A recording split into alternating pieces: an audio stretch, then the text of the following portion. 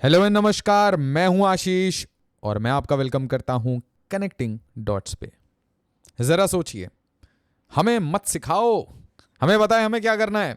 We are in a state of war. और prime minister Modi क्या कह रहे हैं? This is not the time of war. कितनी अच्छी स्टेटमेंट है, बट कितनी अनरियल है, कितनी अनरियलिस्टिक है। कुछ लोगों ने बोला ब्रोकर बन जाएंगे, ब्रोकरेज करा देंगे दोनों के बीच में, शांति समझौता, सीज फायर, जो भी कह लीजिए। बट चीजों को समझते हैं। यह कहानी ना रशिया की है, ना ये यूक्रेन की है, ना ये कीव की है, ना ये मॉस्को की है, ना ये व्लादिमीर पुतिन की है, और ना ये व्लोदिमीर ज़ेलेंस्की की है। यह कहानी भारत की है। और बहुत ध्यान से समझिएगा, पेशेंस दीजिएगा, एक एक डॉट कनेक्ट करेंगे और फिर समझेंगे कि भारत यहां पे अपने मन से आया है या भारत पे प्रेशर बहुत ज्यादा पड़ गया है और इसलिए भारत रीनेगोशिएशन कर रहा है। आप बोलेंगे ऐसा थोड़ी ना हो सकता है, हम तो हर जगह जीत रहे हैं। हम बिल्कुल बिल्कुल हम एक इमर्जिंग पावर है और ऑलमोस्ट हर कंट्री कहीं ना कहीं फंसती है। हम ऑलमोस्ट हर जगह से नेविगेट करके मचा के निकल जाते हैं। हमारे लोग भी मचा के निकल जाते हैं, कंट्री भी निकाल के ले जाती है। और कुछ कुछ ऐसी चीजें हैं जो हमारे पे आर्म ट्विस्टिंग हो रही है। तो आप इसको ना थोड़ा बांग्लादेश से रिलेट करिए। तो आप ध्यान से देखिएगा कि बांग्लादेश में क्या होता है। बांग्लादेश में बोला जाता है कि डेमोक्रेसी खतरे में है, डिक्टेटरशिप आ गई है, तख्ता पलट हो जाता है। और ये ढाका ट्रिब्यून क्या लिख रहा है? व्हाट हैज डोनाल्ड लू got with the BNP, Bangladesh की पार्टी। ठीक है, एक एक करके डॉट देखते जाइए। उसके बाद एक स्टेटमेंट आता है रशिया के स्पोक्स पर्सन का कि भारत के इलेक्शन में यूएस इंटरफेरेंस था, और हल्का फुल्का नहीं, काफी ज्यादा हाई लेवल इंटरफेरेंस था इन इंडियन इलेक्शंस। किसका? यूएस का। फिर यूएस से ये पूछा जाता है कि हाँ आपने इंटरफेयर किया है क्या? तो ऑब्वियसली वो थोड़ी ना बोलेंगे, जैसे उन्होंने थोड़ी ना बोला कि हमने शेख हसीना को हटाया। बट अब तो दुनिया जानती है, मतलब क्लियरली ये सारी बातें। अब US dismisses Russian allegations of interference in Indian elections. अगर यूएस इंटरफेयर कर रहा था तो यूएस को इसका मतलब जो इनकम्बेंट गवर्नमेंट है, मतलब प्राइम मिनिस्टर मोदी की गवर्नमेंट, उसको हटाना है। नहीं पसंद। इसके दो तीन कारण है। एक तो गवर्नमेंट बहुत स्ट्रांग थी और स्ट्रांग गवर्नमेंट थोड़ी बात कम मानती है, कहीं की भी हो। दूसरी कि बहुत ईयर्स हो जाते हैं ना, जब यूएस की पॉलिटिक्स में समझ आता है 2 टर्म, सिर्फ 2 टर्म। तो अगर 2 टर्म से ज्यादा कोई भी कहीं पे भी सरकार बना लेता है ना, तो उनको लगता है भाई अगला व्लादिमीर पुतिन ना बन जाए। तो शेख हसीना भी व्लादिमीर पुतिन बन सकती है, नरेंद्र मोदी भी व्लादिमीर पुतिन बन सकते हैं। क्योंकि देखिए ये जो है ना, शी जिनपिंग, व्लादिमीर पुतिन, इनको तो हटा नहीं सकते वो। तो जिनको हटा सकते हैं उनको हटाने की पूरी कोशिश करते हैं। और ऐसा नहीं है कि ये सिर्फ भारत की हालत है, ये सबकी हालत है। ठीक है, हर जगह इंटरफेरेंस होता है। और ऐसा नहीं सिर्फ बिग बॉस करता, ठीक है, व्लादिमीर पुतिन भी करेगा, सब करेंगे। ठीक है, अपने अपने इंटरेस्ट के हिसाब से कि किसको कौन सी पॉलिटिकल पार्टी चाहिए, किसको कौन पावर में चाहिए, कौन किसके लिए फेवरेबल है, कौन किसके साथ साइकोलॉजिकली, इमोशनली, एक तरीके से पर्सनल रिलेशनशिप किसके साथ अच्छी है, पार्टी लाइंस में कैसी दोस्ती है, नेशनल ओरिएंटेशन क्या मैच कर रहा है। तो ऑब्वियसली आप इंटरफेयर करोगे। क्यों नहीं करोगे? अगर भारत सबसे बड़ा पावर होता तो सबके साथ करता। ठीक है, वो भारत भाग्य विधाता अभी बना नहीं है, एक बार बन जाए तो उसके बाद हम भी यही करेंगे। क्या लगता है आपको? नहीं करते। हमें लोकल रीजनल पॉलिटिक्स में बांग्लादेश, श्रीलंका, ये क्या बोलता रहता है? बिग बॉस है, ये बिग बॉस बोल दिया, बिग ब्रदर है, हमें हमारे ऊपर इलेक्शन में ये करते हैं वो करते हैं। तो अगर चलो मान लीजिए ना, कोई भी एलिगेशन किसी पे लगता है उसका 5% सही है, मान लीजिए, तो 5% भी इंटरफेयर करते हैं। तो अगर बड़े होते, अभी 4 ट्रिलियन पे हैं, 20 ट्रिलियन पे होते, तो क्या कर रहे होते? मतलब आसियान वासियान सब जेब में बैठा रहता है। ठीक है ना। अब यहां देखिए सीएनएन, हेडलाइन से आपको कुछ समझ आएगा कि क्या किसका ओरिएंटेशन है। हमें ये तो पता है ना कि सीएनएन, बीबीसी, इनका ओरिएंटेशन टुवर्ड्स लेफ्ट है। ये लिबरल प्रेस है, ठीक है, कंजर्वेटिव प्रेस नहीं है। कंजर्वेटिव प्रेस का एग्जांपल आपको होता है फॉक्स। तो अगर सीएनएन ये कह रहा है, स्टेटमेंट देखना, हिंदू नेशनलिस्टिक पार्टी, भाई वो सिंपली ये भी लिखता था India's Modi and his BJP. ठीक है, सिंपल लिख सकता था, बट क्योंकि नैरेटिव बनाना होता है तो आप ऐसा लिखते हो। ठीक है, और फिर आपने देखा होगा कि बहुत अच्छी अल जजीरा, सीएनएन, बीबीसी जब किसी के पीछे पड़ जाती है, इसका मतलब ये खुश नहीं है। समझ आया? मतलब बिग बॉस खुश नहीं है, ये याद रखिएगा। ठीक है, अच्छा, अब एक ना इवेंट है। आप बोलेंगे ये सब कैसे रिलेटेड है यूक्रेन से? भाई देखो, पेशेंस रखो, समझ आएगा। एक इवेंट ऑर्गेनाइज करते हैं बाइडेन साहब कहते हैं कि ट्रंप को तो मैं हरा दूंगा, मैं दोबारा से प्रेसिडेंट बनूंगा। और डर बहुत था अंदर से कि डोनाल्ड ट्रंप बहुत फिट एंड फाइन आराम से चल रहे थे और बहुत अच्छे से कैंपेन वैम्पेन करना शुरू कर दिया था, तो डर लग रहा था। तो ये बुलाते हैं बिग बॉय समिट। अब बिग बॉय समिट में एसेंशियली आदमी क्या करता है कि एक नाटो समिट बुलाता है, नाटो वही वाली कहानी, an attack on one of us will be treated as an attack on all of us, किसी एक को भी अटैक कर दोगे तो हम सब मिलके तुम्हें अटैक करेंगे, ठीक है ना। तुर्की भी है वैसे इसका पार्ट, कितनी बड़ी विरोधावस्था है, मतलब इजराइल बोलता रहता है तुर्की को बाहर निकालो नाटो से, ठीक है। चलो ये किसी और दिन की कहानी है। यहाँ पे एक बात समझिए बस कि हाँ इनका क्या मन है, इनका ये मन है कि मैं अपने आप को बिग बॉस एकदम पावर दिखाऊं चारों तरफ से। बट होता क्या है, ये नाटो समिट में बात आ जाती है कि बाइडेन साहब की तबीयत ठीक नहीं है, ही इज नॉट वेल। एक इंपॉर्टेंट इंफॉर्मेशन, सिविल सर्विसेज की प्रिपरेशन कर रहे हैं तो आप आइए करोल बाग, पूसा रोड, और इन दिए गए नंबर पे कॉल करिए। हमारे फाउंडेशन बैचेस, हमारे बेसिक से स्क्रैच से, एनसीईआरटी से एंड तक, हाईएस्ट लेवल तक, prelim, mains, interview, everything is covered. ये बैचेस शुरू हो रहे हैं तो ऑफलाइन सेंटर में आइए, एक प्रोफेशनल काउंसलिंग लीजिए, समझिए कैसे प्रिपरेशन करना चाहते हैं, कैसे करते हैं, और उसके बाद मुखर्जी नगर आ सकते हैं आप, और मैक्सिमम पॉसिबल डिस्काउंट मिलेगा। 35% तो मिलेगा ही मिलेगा, इसके ऊपर से भी मिलेगा, बताइएगा, वीडियो देखी थी। और अगर आप उत्तर प्रदेश में हैं तो सिविल लाइंस प्रयागराज आइए, यहां पे भी हिंदी और इंग्लिश में बैचेस शुरू हो रहे हैं, तो जरूर ज्वाइन करिए। बेस्ट टाइम होता है ये यूपीएससी प्रिपरेशन शुरू करने का ना। हो जाती है इनको खांसी, मतलब खांसी नहीं, तबीयत खराब हो जाती है। अब ये तबीयत खराब, दुनिया में इसे इंग्लिश में, अंग्रेजी में गाफ गाफ गाफ बोल रहे थे, गलत गलत चीजें बोल देते थे। President of Ukraine Vladimir Putin ये बोल देते हैं गलती से, और जैसे ये बोलते हैं बहुत मजाक उड़ता है, बहुत मजाक उड़ता है। और उस टाइम में प्राइम मिनिस्टर मोदी कहाँ थे, ये मिल रहे थे व्लादिमीर पुतिन से। अब आप सोचिए, कोई आदमी अपनी पॉपुलैरिटी दिखा रहा हो, कोई आदमी अपनी इज्जत बढ़ाने के लिए ये वॉशिंगटन में सबको बिल्कुल इंप्रेस करने के लिए बुलाया और उसकी बेइज्जती हो जाए, ठीक है, और आप और भी मजाक कर रहे हैं। आपको पता है कि पुतिन इज, मतलब बहुत सर्च होते हैं, he is always search, he is always in the news. तो Vladimir Putin and Narendra Modi always in the news, दो पॉपुलर मेन फिगर, ठीक है, जियो पॉलिटिक्स में बहुत हैवी फिगर, ठीक है। अब ये दोनों एक साथ बैठ जाएंगे कहीं पे और एक दूसरे की तारीफ करने लगेंगे तो क्या होगा, पूरी ग्लोबल मीडिया, यही इनकी सीएनएन, बीबीसी, ये भी परेशान हो जाती है कि अरे यार हमने तो सोचा था बिल्कुल तुर्क का इक्का फेंका, इन्होंने अलग खेल लिया, इन्होंने गच्चा हो गया हमारा, तो गच्चा कर दिया इन दोनों ने मिलके, किसने, नरेंद्र मोदी, व्लादिमीर पुतिन, समझ आ रहा है। और इन्होंने इन्हें बोल दिया भाई जो आए हो अब रशिया, तो आइए सिविलियन ऑनर भी लेके जाओ, बड़ी अच्छी अच्छी इन्होंने फोटो खींची, सेल्फियां ली, और ये वायरल हो गई। तो वायरल किसे होना था वायरल इन्हें होना था, हो कौन गए, ये दोनों। अच्छा, तो कुछ सोच के ही आए होंगे ना।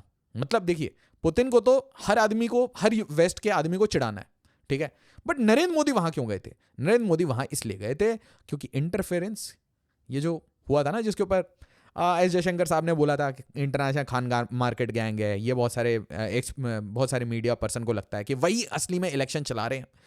और फिर एक चीज याद करिए जरा, नाटो की जो समिट हुई थी उसमें सिर्फ एक ही बात हुई थी, एक ही बात, यूक्रेन यूक्रेन यूक्रेन। और इस पे तुर्की बहुत गुस्सा भी हो गया था कि भाई क्या बात है, आपने गाजा की बात नहीं की, असली ह्यूमैनिटेरियन क्राइसिस तो वहां हो रहा है। अब समझ आ रहा है विरोधावस्था, समझिए बिग बॉस कितना, मतलब ये बिग बॉस किस पार्टी से आ रहा, comes from democratic party, stand for liberal values, free speech, ये वो जितने भी, मतलब ये जितने आंदोलन जीवी आपको दिखते ना, पूरी दुनिया के आंदोलन जीवी, वो सब इनडायरेक्टली डायरेक्टली लिंक्ड होते हैं with the democratic party of US, ठीक है, वहीं से लिंकेज है इनकी, ठीक है। तो जो बंदा इनको फंड करता है वही बंदा ये सारी जो लिबरल और लेफ्ट एनजीओ जितने मूवमेंट्स हैं, कोई भी देख लीजिए, चाहे वो क्लाइमेट से रिलेटेड हो, चाहे सोशल जस्टिस से रिलेटेड हो, जो भी नाम उठा लीजिए आप, एमनेस्टी, ग्रीन पीस, जो उठाना उठा लीजिए, जिनकी एफसीआरए लाइसेंस भारत की conservative party Bharatiya Janata party ने डिसमिस कर रखी है। अब आप समझ आए कितना गेम होता है ना, छोटे छोटे गेम को जब कनेक्ट करेंगे तो आपको समझ आएगा बहुत कुछ हो रहा है, ठीक है। तो ये गए थे वहां पे, तो अपेरेंटली ये लिबरल थे, बट बोला किस चीज पे नहीं, गाजा में कौन मर रहे हैं,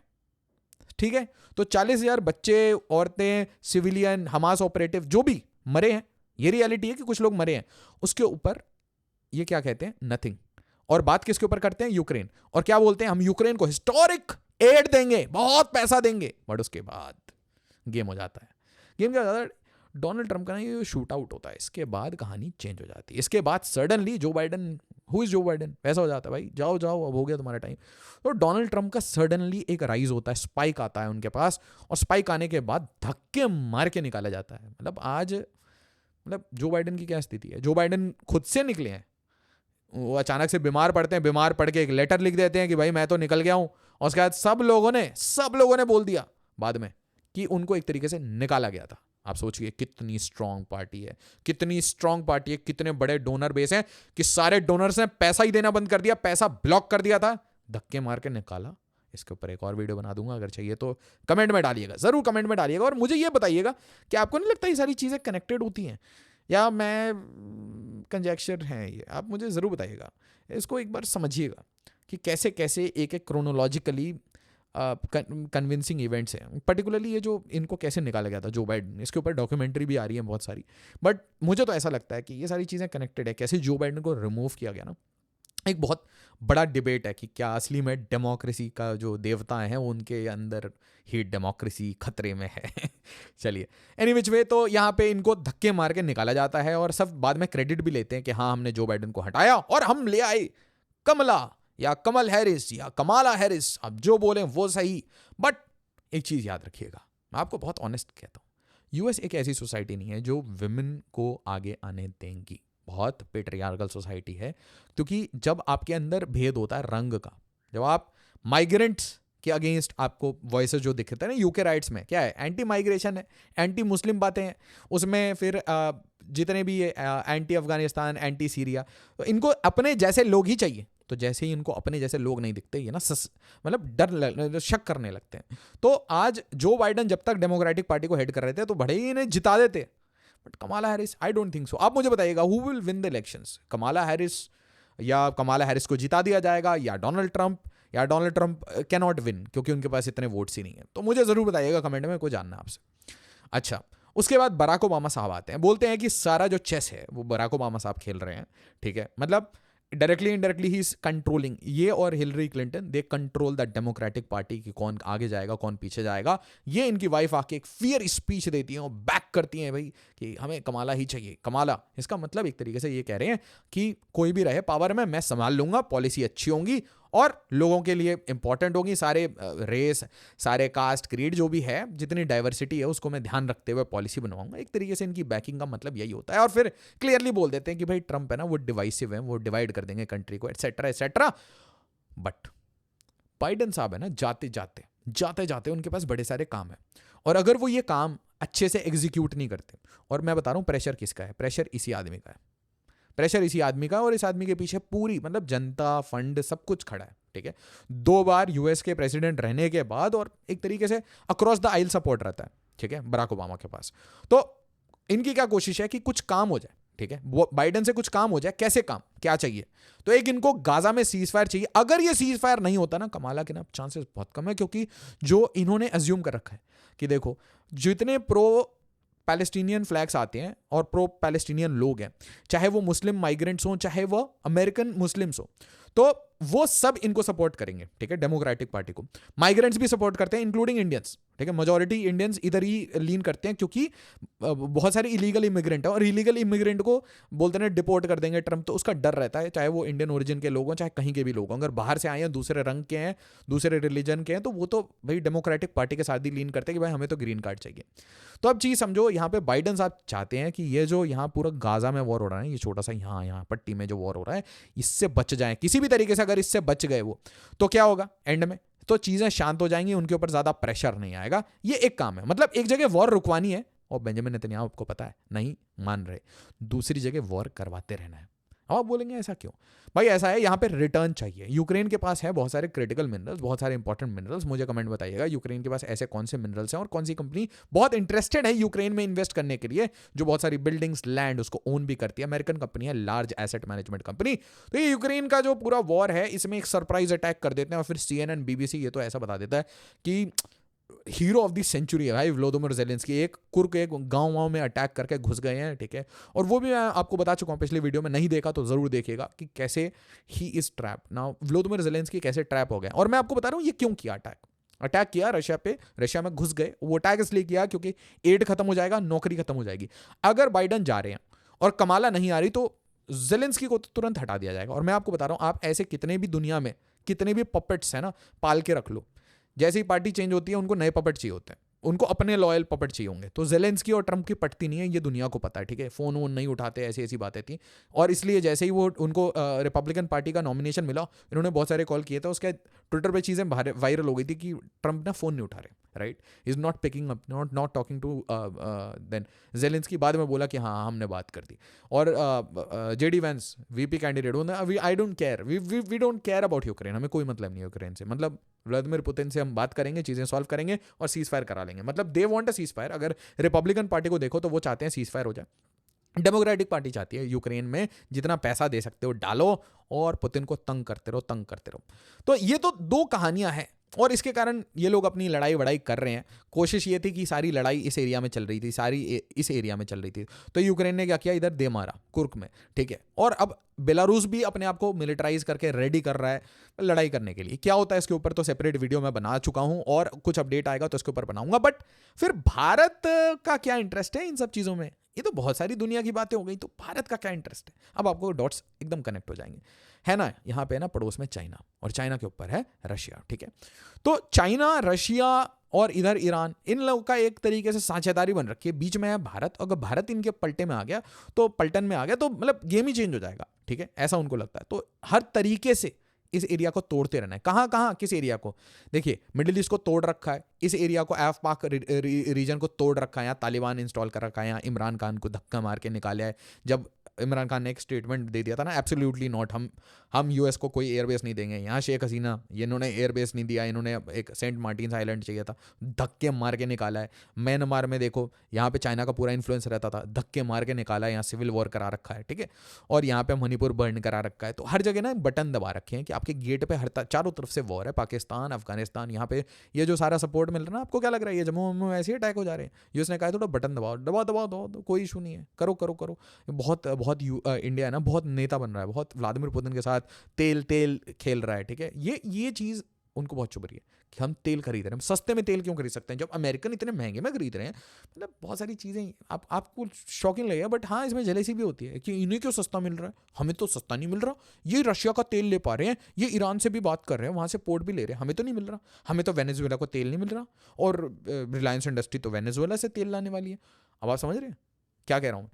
कि खुद सैंक्शन करके बैठे हैं और खुद लालच तो है ही अमेरिकन बिजनेसमैन को, और वो बैठ के तंग करते रहेंगे कि ये देखो ना, इनको तेल मिल रहा है, हमें क्यों नहीं तेल मिल रहा, हमें भी तेल चाहिए। तो और चाइना को तो कटेल करना ही है। चाइना के चारों तरफ ना, हम बोलते हैं ना हमेशा स्ट्रिंग ऑफ पर्ल, चाइना के चारों तरफ तो बेल्ट बना रखे, बेल्ट प्रॉपर एक करके चेन बना रखी है, 3-4 चेन बनाई है सिर्फ ऐसे, आप ऐसे लाइन से समझ लो, ऐसे चेन बना रखी है, 1 2 3, और लेयर्स ऑफ मिलिट्री बेस कर रखे हैं। तो कोशिश सिर्फ ये है, चाइना और भारत ये आपस में लड़ते रहे। चाइना भारत लड़ेंगे तो भारत कभी भी चाइना और रशिया के साथ नहीं रह पाएगा ना। तो हाँ, तुम संघर्ष करो अरुणाचल में, तुम संघर्ष करो लद्दाख में, तुम दोनों आपस में लड़ो। और भारत को बोले सजेशन है, स्टेट ऑफ मलाक्का क्या है, कुछ नहीं है भाई, अपने एयरबेस सारे उठा के, सारे अपने जितनी नेवी है ना उसको उठा के साउथ चाइना सी में पहुंचा दो। इंडिया ने बोला नथिंग डूइंग, हमें कोई मतलब ही नहीं है यहाँ से। अब फिलीपींस, तुम ऐसा करो, कुछ करो, तो फिलीपींस पिट के आ गया। ताइवान मारो, बोले सर उनके पास 2000 प्लेन है, हमारे पास 20 है सर, क्या कर रहे हो सर? कोरिया तुम करो सर, पूरी सप्लाई चेन चाइना पे डिपेंडेंट है सर, नहीं कर पाएंगे। रशिया, तो एंड में ये पता क्या करेंगे, चाइना को बोलेंगे यार एक काम करो, सारी ट्रेड वॉर वगैरह तुमसे खत्म करेंगे, जैसे पहले चीट किया था ना सोवियत यूनियन को। चाइना को एक दिन बोलेंगे कि काम करो यार और पैसे ले लो, ठीक है, बस रशिया को अब आइसोलेट कर दो, क्योंकि अब ये कुछ कर नहीं पा रहे। तो कोशिश क्या है पता है, Joe Biden is pressurising Narendra Modi to side with US, जितना ज्यादा साइड कर सकते हो, and to cut off ties with Vladimir Putin, सबसे पहले जो माफिया का हेड है, और चाइना के साथ एक राइवलरी टाइप चलाए और उसमें यूएस इंडिया को यूज करे, यही कोशिश है। और फिर ये डर भी है ना, बड़ा अजीब सा डर है जो जिसके ऊपर बड़ी सारी वीडियो भी बनती हैं आजकल। तो इतनी पॉपुलर नैरेटिव हो गई है कि भाई ब्रिक्स का एक्सपेंशन हो रहा है, पेट्रो डॉलर की जगह पेट्रो युआन हो रहा है, ब्रिक्स अपनी करेंसी ला रही है, alternative of US, alternative of dollar. डर लगने लगा है, सारी कंट्री गोल्ड खरीद रही है, इंडिया में तो लोग भी गोल्ड खरीदते हैं, मतलब सेंट्रल बैंक के अलावा हम इतना गोल्ड खरीदते हैं, मतलब आप हिसाब किताब छोड़ो। सेम सेविंग्स करना है तो चाइना में आजकल गोल्ड में सेविंग कर रहे हैं लोग, रशिया का भी सेम। और ये सारी जो कंट्रीज है ना बड़ी संपन्न है, मैं मजाक नहीं कर रहा, resource wise, Iran, Russia, China, मतलब manufacturing giant of the world है भाई। तो उसके बाद एक फियर है। तो अब जब यहाँ नहीं आया तो प्राइम मिनिस्टर मोदी को ना एक वार्निंग मिली। हाँ, ऑनेस्ट बात करते हैं ना, यहाँ पे वार्निंग मिली, कहाँ? बांग्लादेश में। और बांग्लादेश की जो वार्निंग है वो कैसे मिली? शेख हसीना को टॉपल किया, साइड किया, और जैसे ही शेख हसीना को साइड किया उसके बाद क्या होता है, उसके बाद बोला जाता है ठीक है अब चीज़ें नॉर्मलाइज हो जाएंगी। तो अब क्या होता है, प्राइम मिनिस्टर मोदी भी कोशिश करते हैं कि नहीं, अगर मैं गया था व्लादिमीर पुतिन से मिलने तो अब मैं यूक्रेन से जाके किसी तरीके से सेटल करूंगा और इसमें ना यूक्रेन इन्वॉल्व है, ना कोई और इन्वॉल्व है, ना पोलैंड वोलैंड, ये सब सिर्फ मैसेजिंग है। कोशिश सिर्फ एक है कि आप यूएस को ये दिखा सको कि नहीं नहीं, हम आपके ही दोस्त हैं, हम आपके साथ दोस्ती मेंटेन करेंगे। और यहाँ देखिए बीबीसी लिख रहा है diplomatic tightrope for Modi as he visits. Diplomatic tightrope तो है, बट एक चीज़ समझ लो कि प्राइम मिनिस्टर मोदी ने और जो भी हमारे तंत्र है उसने एक चीज़ समझ ली, भाई रियल पॉलिटिक्स कर लो, जियो पॉलिटिक्स का टाइम नहीं है। सारे लोग अपने हाथ में खंजर लेके बैठे हैं, किसी को भी कहीं पे भी मारने के लिए, ठीक है। लोगों के असैसिनेशन हो रहे हैं, किसी का हेलीकॉप्टर क्रैश हो रहा है। तो एक चीज़ समझ लो कि this will not go like this. और इसलिए डिफेंस मिनिस्टर राजनाथ सिंह वो यूएस में मेगा डिफेंस डील साइन करने चले जाते हैं। कहानी समझ आ रहा है। और उसके बाद बोला जाता है कि इंडिया ब्रोकर करेगा deal between Russia in Ukraine. मतलब आप सोचिए जरा कि इंडिया यूएस की जो भी मिलिट्री रिलेशनशिप है वो बहुत बहुत स्ट्रांग है, बट उसके बाद वॉशिंगटन और दिल्ली में जो रिलेशनशिप वो बार बार खराब होने की खबरें आती हैं। और उसके बीच में एक ही टाइम पे राजनाथ सिंह जी अभी कहाँ हैं, यूएस में, और वो क्या कर रहे हैं, बड़े बड़े डिफेंस कॉन्ट्रैक्ट साइन करने गए हैं। और नरेंद्र मोदी साहब कहाँ गए हैं, वो यूक्रेन गए हैं बैलेंस आउट करने। मतलब कोशिश क्या की जा रही है कि भारत एक तरीके से बस शांति स्थापित कर ले वेस्ट के साथ बोल ले कि देखो जो भी बांग्लादेश में किया वो भारत में मत करना, और चीज़ें आयरन आउट कर दे। ये मोहम्मद यूनुस जिस तरीके से पपेट आए ना, ऐसे पपेट हर जगह इंस्टॉल करने की इनकी आदत है। तो इसलिए भारत अपने रिलेशन रिकैलिब्रेट करने गया है वेस्ट से, और ये रिकैलिब्रेशन नवंबर से पहले भी होगा और नवंबर के बाद भी होगा, और ये भारत के स्ट्रैटेजिक इंटरेस्ट में है। और नेचुरल सी बात है कि इंडिया को कुछ और भी चाहिए, यूक्रेन से थोड़े वॉरशिप वगैरह भी चाहिए इस टाइम में। तो थोड़ी अगर टेक्नोलॉजी मिल जाए, इसी टाइम में इन्होंने डिफेंस इंडस्ट्रियल कॉम्प्लेक्स बना रखा है, थोड़े से इधर से ऑर्डर भी मिल जाए, थोड़ी टेक्नोलॉजी मिल जाए, कुछ प्रोपल्शन सिस्टम्स वगैरह मिल जाए, यूएस को एक बड़ा सा ऑर्डर दे देंगे शांत करने के लिए कि चुप हो जाओ यार, ज़्यादा मत बोलो। और देखो हम पोलैंड भी गए, नाटो एलआई के पास भी गए, हम कीव भी गए, मिल भी लिए, और हमने बैलेंस भी किया, और हमने कोशिश की बोला ये भी दुनिया को, this not the time of war. हाँ, ये सब तो अच्छी स्टेटमेंट्स हैं, बट एक चीज़ समझ लीजिए, ना व्लादिमीर पुतिन को शांति करनी है, ना व्लोदिमीर ज़ेलेंस्की की तो जॉब पे आ गई है, और पुतिन की तो इज्जत पे आ रखी।